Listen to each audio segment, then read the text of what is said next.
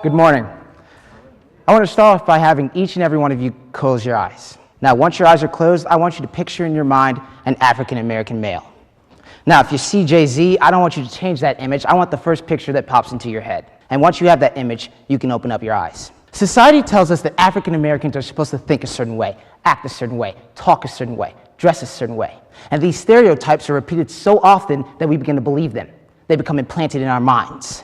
But when does a stereotype stop being a stereotype and turn to fact? For a stereotype can only exist as long as there are those who believe it to be oversimplified, as long as there are those who believe it to be untrue. When everyone believes in something, it becomes truth. It becomes fact. I took a poll of around 50 people and I asked them to picture in their mind an African-American male. And most of them saw something like this. Now, this is your stereotypical African-American male. The interesting thing is that out of the 50 people that I asked, all 50 were African-American males themselves. If African-Americans believe the very stereotypes that degrade them and put them down, who would be left to build them back up? Certainly other races could do it, but would African-Americans deserve help? Why is it that more people saw him rather than him? It's because we believe we're destined to be one rather than the other. Now, me growing up in a household with two educated parents in Ann Arbor has put me on a different track than most African-Americans from birth. So in middle school, I found myself in a different category than most African-Americans. I found myself in the Oreo category. Now, as we can all see, an Oreo is black on the outside, which is a representation of my skin color. But an Oreo is also white on the inside, which is supposedly a representation of my character. In middle school, I wasn't really known for getting into fights because I could not fight. And I didn't really see the purpose of getting beaten up for popularity. Once you're caught listening to Taylor Swift on multiple occasions, people don't really tend to believe that you listen to rap, no matter how many times you tell them. So with those being the two things that made up an African-American male in middle school, obviously I was acting white. Obviously I was not black. I was trying to get good grades. I was trying to be successful. I was trying to increase my vocabulary by reading. But I was constantly being told that doing those things and being black did not go together. That because I did those things, I was acting white. Because, the only ones capable of doing well were white people.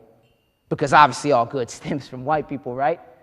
Even though white people did this, and this, and this. Were these people acting white, or were they acting black? But people didn't really seem to take this into consideration when they were constantly calling me white. So I was called white for numerous things. I was called white for reading Harry Potter. I was called white for shopping at Whole Foods. I was called white for canoeing. Because black people can't swim, I had no business being in that water. What do all these things have in common? Absolutely nothing. Some intelligent person at some point in time made an observation that he didn't see a lot of African Americans engaging in these activities, and then went on to make a bold assumption that blacks everywhere didn't do these things. That if by the slim chance you happened upon a black person that did these things, they were abnormal, that they were different, that they were acting white. So come the start of my freshman year, I was fed up. And I was finally ready to be accepted as an African American. I was finally ready to start acting black. So I did my research. UrbanDictionary.com, the best place to get the definitions for your everyday slang word. So I studied and I prepared. One of my slang words, to cook, cooked, cooking, to make fun of someone to the point where their face turns red like fire. Now, this is the actual definition. You can kind of get a sense of how stupid this website is. But I thought it was good stuff. So come the start of my freshman year, the first day, I was prepared. And all the way from my house to Skyline, I was strutting my stuff. Because I knew that I knew what I knew. And right when I walked through the doors, I saw my opportunity right in front of me. Two African Americans engaging in conflict. Two African Americans making fun of themselves, each other. Now, one thing you should know is that at this point in time, I wasn't very comfortable with using the N-word because I had never really said it other than when I was mumbling it to, seem cool. Urban Dictionary told me that a good substitution was the word Negro. Now, just so you know, the word Negro is not a good substitution at all. It might actually even be worse than the N-word. Don't ever walk up to anyone and call them a Negro. That is the dumbest thing that you could do. But that's exactly what I did. I walked over to my peers and I said, "What's up, my Negroes? I want to know if I could get in on the cooking with you."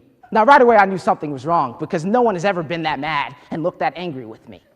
And as they stood up and towered over me, I slowly backed away because I didn't want to get beaten up. That night, I was deeply saddened. I had had my one opportunity to be African American, and I had failed. I was going to be considered an Oreo for the rest of my life. But I wasn't quite ready to give up. So I studied, and I prepared some more. But while I was in the middle of copying down words from Urban Dictionary, some of which didn't even have vowels in them, I stopped and I reflected. I said, I don't need to change to be African American. I was born this way. I'm going to die this way. I'm just as black as anyone else. Now, at this point, an intelligent person would have made an attempt to bring the African American community together or treat all blacks equal. But I was stupid. I was dumb. And I began to see myself as better than other African Americans. I was doing good, and other African Americans weren't. I was going to be successful, and other African Americans weren't. I had my stuff together, and other African Americans didn't. Now, of course, I didn't say any of this out loud because I didn't want to get beaten up, but I thought it. And I would probably still think it if it hadn't been for him. Trayvon Martin, shot and killed late my freshman year. Now, I put myself in Trayvon Martin's shoes, and I asked myself, if I had been walking down the street, would George Zimmerman have stopped to reflect? Would he have taken a look at my transcript and said, hey, this guy might actually be intelligent? Would he have taken into account that I was wearing Sperry's and not Adidas, turned around and went home? Would he have looked at my posture and said, hey, this guy's back is straight, he might be swell? No. He wouldn't have cared or known about any of those things. The bottom line is that Trayvon Martin and I are the same person. We're both African American. I'm still followed in stores by suspicious workers who think I'm up to no good. I can still hear the clicking sound as a car door locks while I walk past it. I can still see the anxious, worried, frustrated looks on white fathers' faces as their daughters introduce us for the first time. I am black. I am just as black as anyone else. But some people might not be comfortable with having no definition for an African American. So I'm going to leave you with one. An African American is one that gets good grades. Acting black means going to college. Acting black means taking care of your children. Acting black means doing good. It means doing well. Acting black is the President of the United States. Acting black is getting into all 8 Ivies. Acting black is achieving. It's overcoming. There is way too much division in this world between blacks and whites for there to be division within the African American community. At a time where African Americans are being killed constantly, we need to be close together. Because when African Americans come together, there isn't anything that we can't accomplish. And if we can eliminate the Oreo category and the stereotypes and the restrictions that have held African Americans down for centuries, we will be amazed at the results. And the very absence of those restrictions will boost us higher than anyone could have ever imagined. Thank you.